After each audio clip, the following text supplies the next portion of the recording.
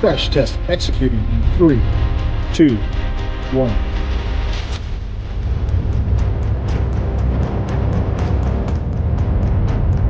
So this is our crash test barrier lab. The test vehicle starts at the end of the track, about 340 feet away. We attach the vehicle to the propulsion system to the steel cable here. The two Model S performance drive units pull the test vehicle all the way down the track until it's about 3 feet away from the wall.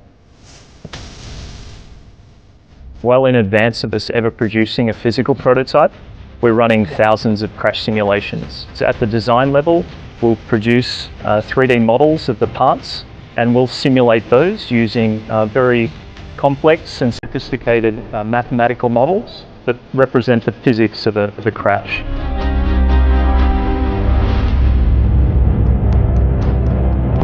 One unique passive safety feature in the Model 3 is a specially designed front passenger airbag, which helps protect the occupant in oblique crashes where they might come in contact with the interior.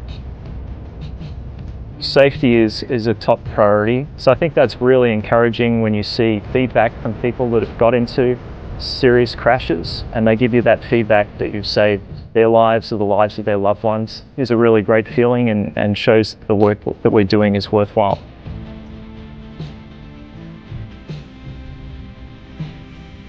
Hey everyone, Lars here in the Tesla Engineering Crash Safety Lab. I wanted to talk a little bit about what makes our cars so safe. Passive safety is what happens after you get in an accident. We think about that from the beginning of a design. And what we're trying to do is absorb as much energy from whatever object you hit before it hits the cab. At Tesla, we always like to think we have 2 rules. Number 1, protect the occupant. Number 2, protect the battery. See rule number 1, protect the occupant. The way we do that is in a progressive nature of crash structure. This is what a car looks like underneath the skin. You have your bumper beam, crush can, and then you have what we just debuted in Austin is our new front underbody casting. And what happens when you get into an accident is first the bumper beam crushes up, it progressively crushes up the crush can, absorbing the low speed energy under 20 miles per hour, and then we get into our casting. The design is such that the rims at the beginning of the casting are thinner than the ones at the back, and we progressively increase them so that we have controlled crushing of the entire system as it goes up before it gets to the cabin here. But what else you'll notice is there's multiple load paths. This is a higher load path for compatibility with other vehicles on the road. Sometimes we need a lower load path if you hit a different sized object.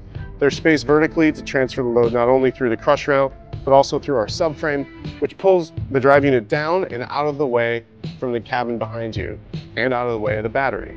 But we don't just do that in a vertical sense. We also do it laterally. Your main crush rail is great if you hit something up front, but if you hit a pole or a tree just outside that crush rail, there's nothing there to absorb an energy from those crushs. We put our lower load path just outside that crush rail, and we actually angle it so that if you hit something here, we start to absorb the energy, and then we push the car away from whatever object you hit to make sure that you're not getting crushed into that object. The backup structure is what protects the cabin after that. And we use both our door rings, the glass, and our battery to provide structure to hold all of this energy that's crushing up.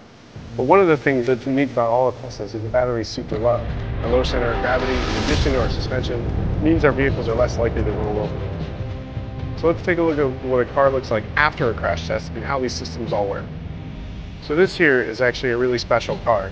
This is a car that was crash tested at NHTSA for a 5-star rating in Model Y. And as you can see, all that energy was absorbed up front here, stopping really at the cabin like I was talking about. And we do such a good job of that you can actually open the door and get out.